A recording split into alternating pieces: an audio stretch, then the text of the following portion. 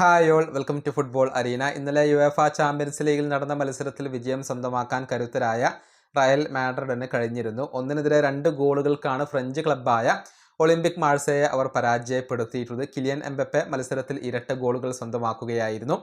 2 ഗോളുകളും penalty ഗോളുകളായിരുന്നു. അതായത് മത്സരത്തിൻ്റെ 29-ാമത്തെ മിനിറ്റിലും 81-ാമത്തെ മിനിറ്റിലുമാണ് റയലിന് അനുകൂലമായി കൊണ്ട് പെനാൽറ്റികൾ ലഭിച്ചത്. അത് രണ്ടും ഗോളാക്കി മാറ്റാൻ എംബപ്പയ്ക്ക് കഴിഞ്ഞു. പക്ഷേ രണ്ടാമത്തേത് പെനാൽറ്റി ഗോളാണോ എന്ന കാര്യത്തിൽ ഇപ്പോൾ പലരും സംശയങ്ങൾ പ്രകടിപ്പിച്ചു തുടങ്ങിയിട്ടുണ്ട്. അത്തരത്തിലുള്ള വിവാദങ്ങൾ ഉടലെടുക്കുകയും ചെയ്തിട്ടുണ്ട്. ഏതായാലും ഇതുമായി ബന്ധപ്പെട്ടുകൊണ്ടുള്ള ഒരു കണക്ക് ഇപ്പോൾ പുറത്തേക്ക് വന്നിട്ടുണ്ട്. ഇന്നലത്തെ മത്സരത്തിൽ 2 പെനാൽറ്റികൾ ലഭിച്ചതോടുകൂടി യുവേഫ ചാമ്പ്യൻസ് ലീഗിന്റെ ചരിത്രത്തിൽ ഏറ്റവും കൂടുതൽ പെനാൽറ്റികൾ ലഭിച്ച ക്ലബ്ബായിക്കൊണ്ട് മാറാൻ ഇപ്പോൾ റയൽ മാഡ്രിഡിന് കഴിഞ്ഞിട്ടുണ്ട്.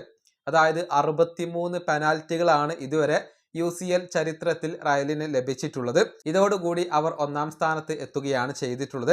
2-ാം സ്ഥാനത്ത് മറ്റൊരു കരുത്തരായ ബയേൺ മ്യൂണിക്കാണ്. 62 പെനാൽറ്റികൾ അവർക്കും ലഭിച്ചിട്ടുണ്ട്. ബയേണിനെയാണ് ഇപ്പോൾ റയൽ മാഡ്രിഡ് മറികടന്നിട്ടുള്ളത്. 3-ാം സ്ഥാനത്ത് FC ബാഴ്സലോണയാണ് വരുന്നത്. 56 പെനാൽറ്റികളാണ് യുവേഫ ചാമ്പ്യൻസ് ലീഗിന്റെ ചരിത്രത്തിൽ FC ബാഴ്സലോണയ്ക്ക് ലഭിച്ചിട്ടുള്ളത്. 4-ാം സ്ഥാനത്ത് മാഞ്ചസ്റ്റർ സിറ്റി വരുന്നു. 37 പെനാൽറ്റികൾ മാഞ്ചസ്റ്റർ സിറ്റിക്ക് ലഭിച്ചിട്ടുണ്ട്.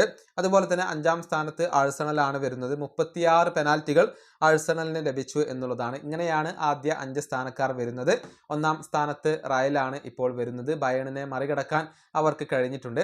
നമുക്കറിയാം, ചാമ്പ്യൻസ് ലീഗ് ചരിത്രത്തിൽ ഏറ്റവും കൂടുതൽ കിരീടങ്ങൾ നേടിയ ടീം അത് റയൽ മാഡ്രിഡ് ആണ്. മാത്രമല്ല, ഏറ്റവും കൂടുതൽ എഡിഷനുകളിൽ പങ്കെടുത്ത ടീമുകളിലൊന്നും റയൽ തന്നെയാണ്. ആ കൂട്ടത്തിലേക്കാണ് ഈ ഒരു റെക്കോർഡ് കൂടി ഇപ്പോൾ അവരുടെ പേരിലായിട്ടുള്ളത്. ഈ വീഡിയോ അവസാനിപ്പിക്കുന്നു. അടുത്തൊരു വീണ്ടും കാണാം.